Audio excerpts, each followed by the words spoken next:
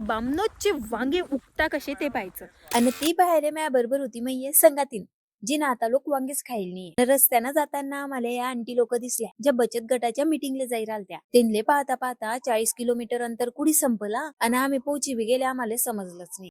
मी आता अशा लोकेशनवर उभी आहे ज्याच्या ह्या बाजूला पाहिलं तर मोठा केळीचा बाग आहे आणि त्याच्या ह्या बाजूला जर पाहिलं तर मोठं भरताच्या वांग्यांचं शेत आहे. आणि हाडी आल्यावर असं वाटत होतं की मी वांग्यांच्या दुनियेतच गेली ना. बाबू हा व्हिडिओ मला 2 वर्ष पहिलेच बनवला होता. आयडिया तर होती पण सगळं मॅनेज करू तर लोक वांग्यांचा सीझन संपी गेला आणि असं करत करत 730 दिवस निघी गेले. मग आता काय ठरवलं आणि बनेच घेतला. जाऊ द्या प्रवचन होतंय का सोडा.